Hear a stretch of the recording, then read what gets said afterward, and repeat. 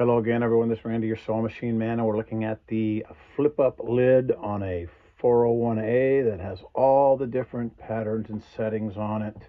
And the reason all the new machines with the touch this and touch that and everything does, this is part of it right here, because you have to conquer this and figure out how simple it is in your mind in order to use it.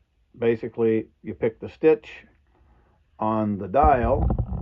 You pick the stitch on the dial here, and you figure out the width, which is here, and the length, which is here. Okay?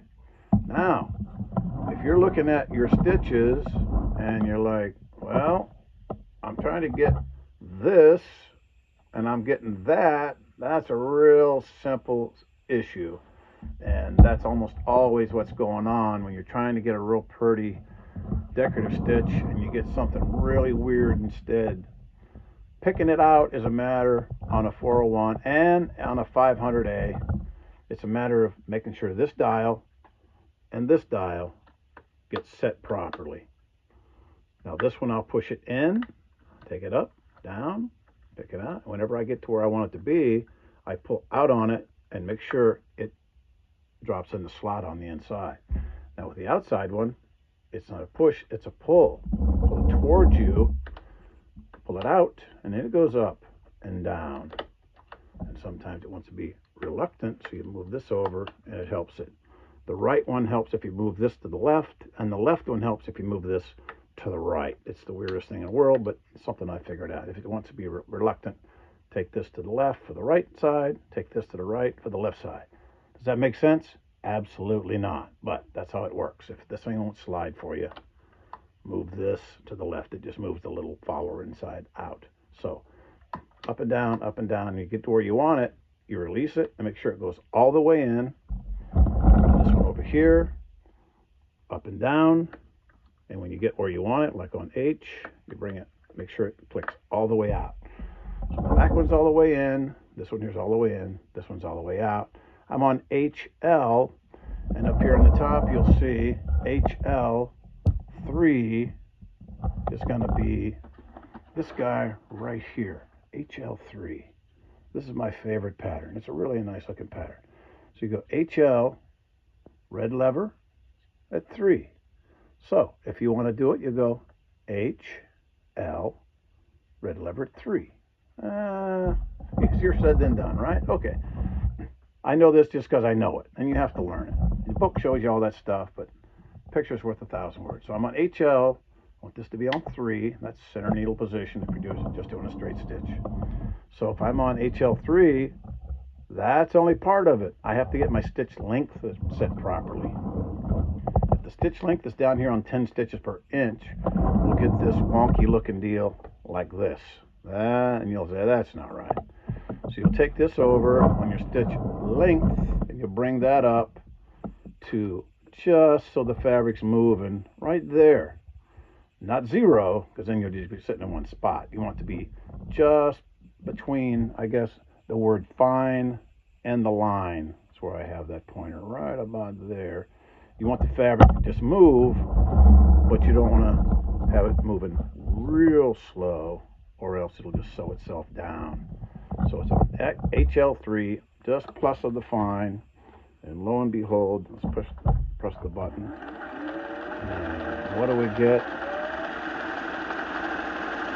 We get a real nice, defined satin stitch design, HL3, which is my favorite. And if you look on your machine, the one you just bought yesterday for $5,000, it'll have that stitch.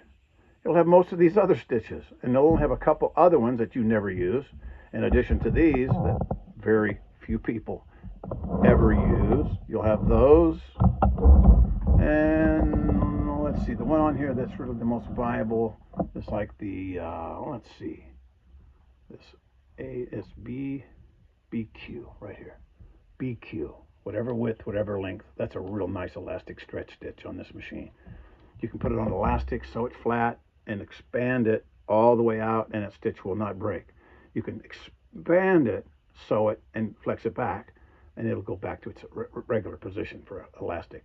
That's a real nice stretch stitch right there. The newer machines have the overlocks.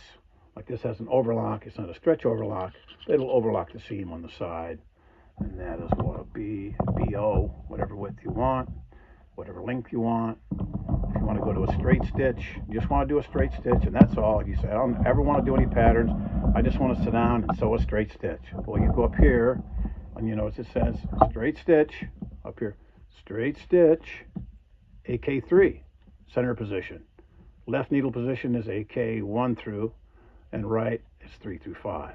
So if I want to do a straight stitch, center needle position, I'll be A, and over here, all the way down to K, and 3 is the center needle position. You see the little notch there for center. And then you're going to do a center needle position straight stitch. And that's what you'll get, I'm pretty sure. See?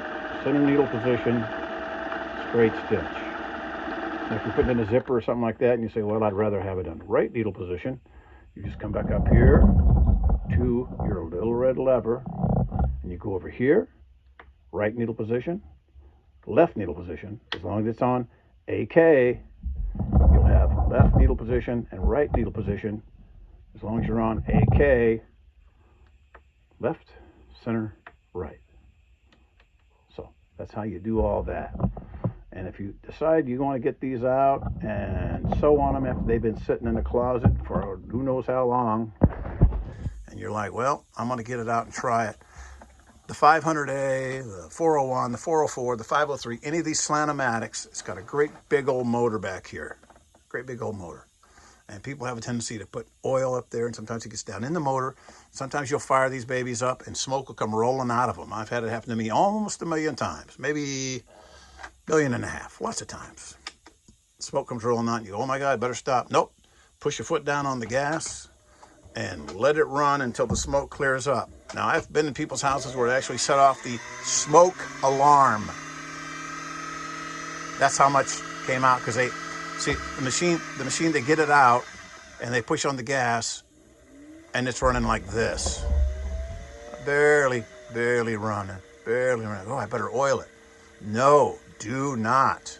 If you do, the bottom of the pinion up here on the top, just a drop, but it doesn't need any really. I'd stay away from it.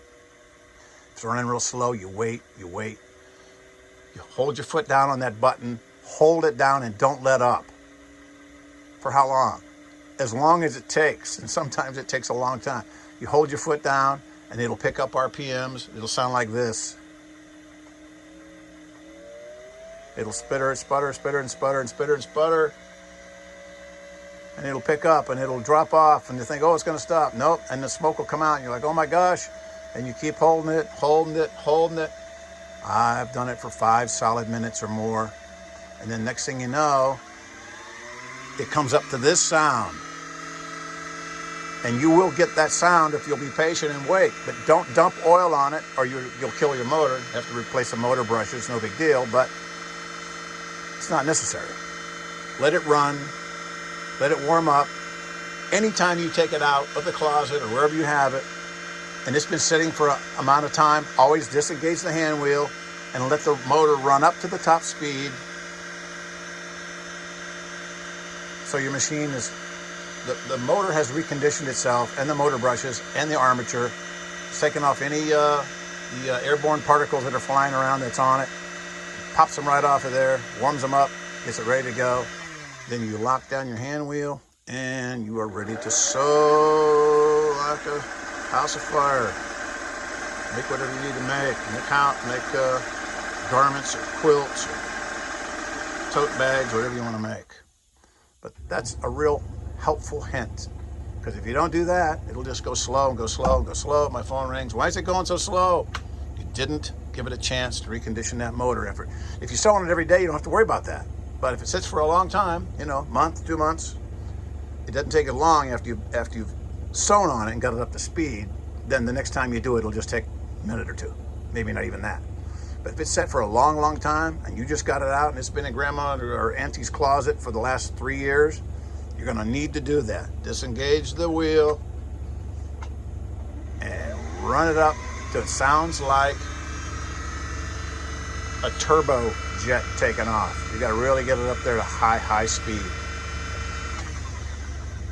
Just wanted to give you that helpful hint because I had a couple of people asking why their patterns look so crazy. Well, they look crazy because your stitch length is not up where it needs to be, where it says fine, just south of the fine. Get that just below the word fine, between fine and the line, and you'll get definition from all your stitches. Heck of a nice machine. It's got a learning curve. It's not one of these like the new ones where you push the button and it just does it. But it also has steel gears and direct gear drive and no tragic flaws, and it'll last forever, like this one, made in 1958. It's been around a while, but it's a heck of a nice machine. You're going to take one of these to the apocalypse, you can't get a hold of 158, it's the end of the world, and you got to have a good sewing machine. This is it, right here. 401A. Pretty dang famous. Thanks a lot. Appreciate it.